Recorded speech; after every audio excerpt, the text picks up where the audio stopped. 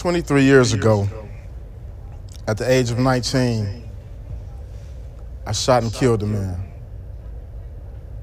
I was a young drug dealer with a quick temper and a semi-automatic pistol.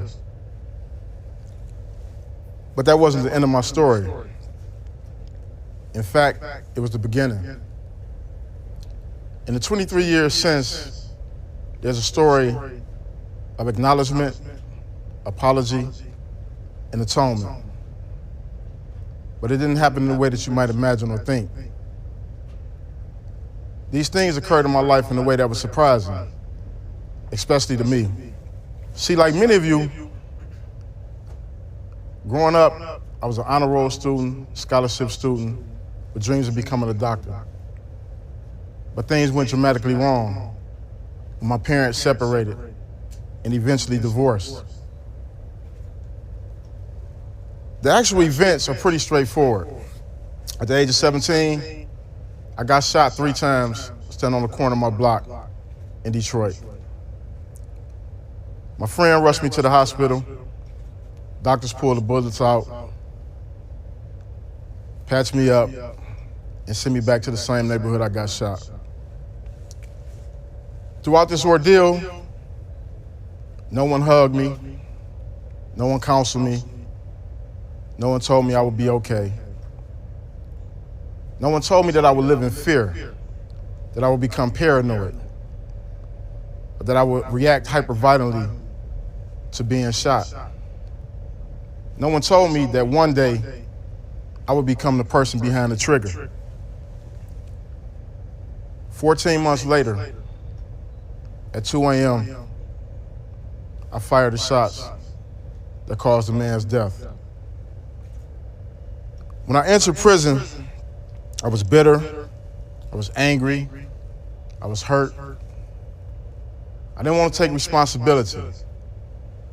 I blamed everybody from my parents to the system. I rationalized my decision to shoot because in the hood where I come from, it's better be the shooter than the person getting shot. As I sat in my cold cell, I felt helpless, unloved, and abandoned. I felt like nobody cared. And I reacted with hostility to my confinement. And I found myself getting deeper and deeper in trouble.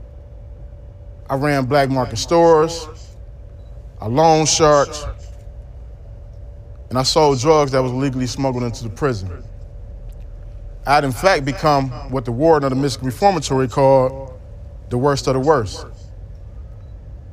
And because of my activity, I landed in solitary confinement for 7.5 years out of my incarceration.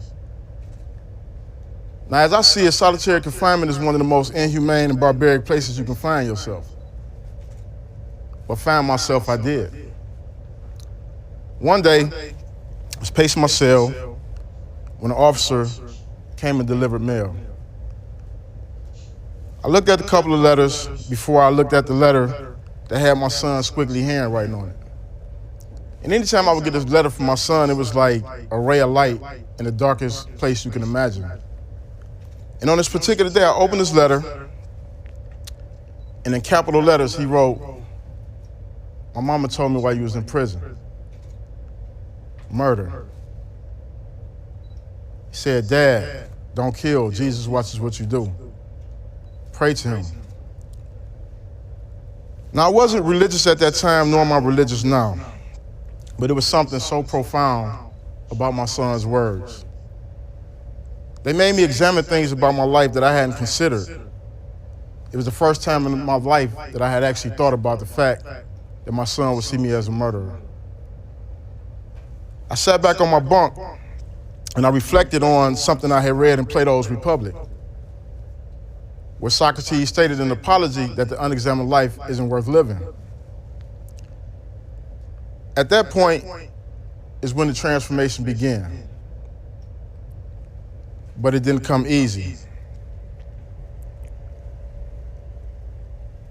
One of the things I realized, which was part of the transformation, is that there were 4 key things. The The first thing was I had great mentors. Now, I know some of y'all are probably thinking, like, how do you find a great mentor in prison? But in my case, some of my mentors who are serving life sentences were some of the best people that ever come into my life, because they forced me to look at my life honestly.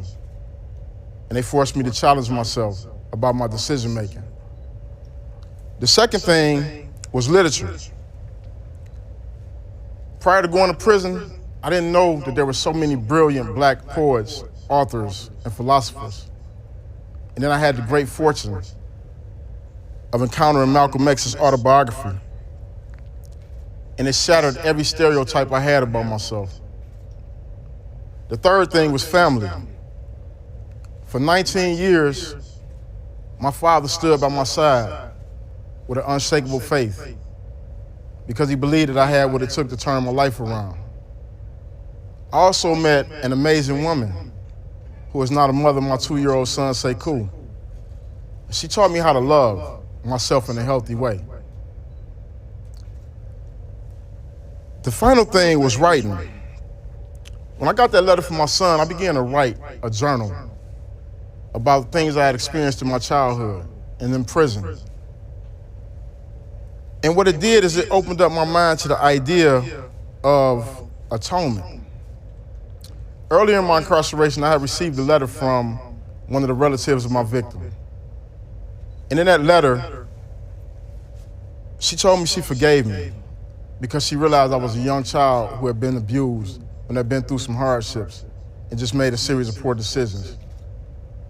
It was the first time in my life that I ever felt open to forgiving myself. One of the things that happened after that experience is that I thought about the other men who were incarcerated alongside of me and how much I wanted to share this with them. And so I started talking to them about some of their experiences. And I was devastated to realize that most of them came from the same abusive environments. And most of them wanted help and they wanted to turn it around.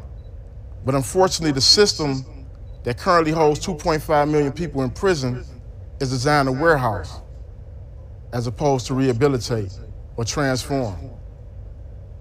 So I made it up in my mind that if I was ever released from prison, that I would do everything in my power to help change that.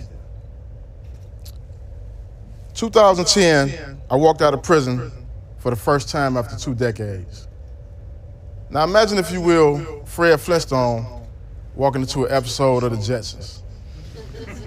That was pretty much what my life was like.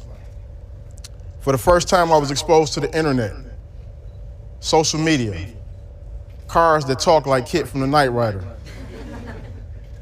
But the thing that fascinated me the most was phone technology. See, when I went to prison, our car phones was this big. It required like 2 people to carry them. So imagine what it was like when I first grabbed my little BlackBerry and I started learning how to text. But the thing is, the people around me, they didn't realize that I had no idea what all these abbreviated texts meant. Like LOL, OMG, LMAO.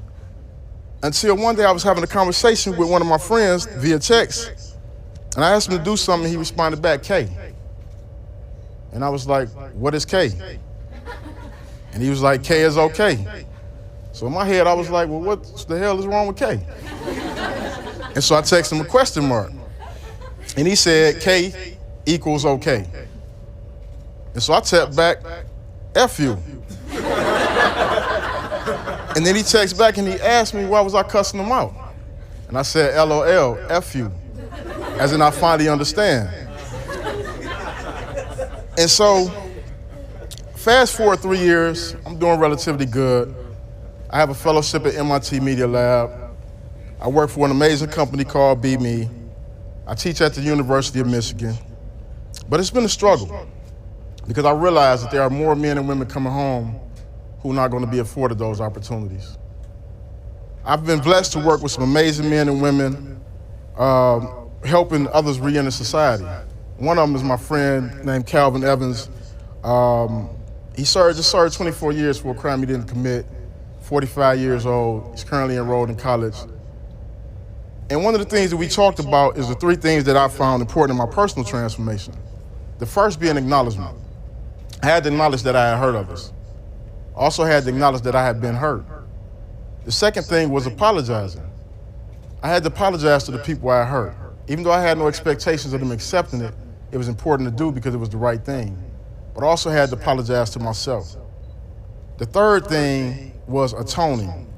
For me, atoning meant going back into my community and working with at-risk youth who were on the same path, but also becoming that one with myself.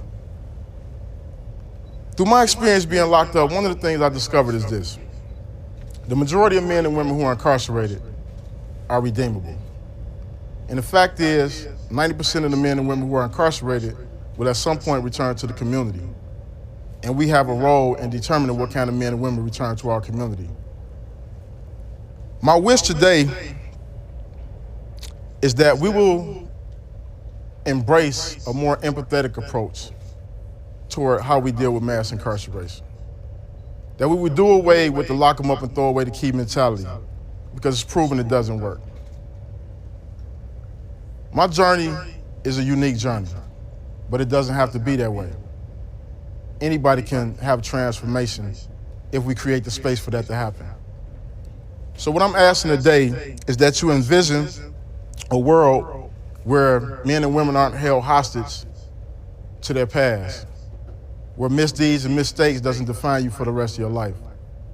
I think collectively we can create that reality, and I hope you do too. Thank you.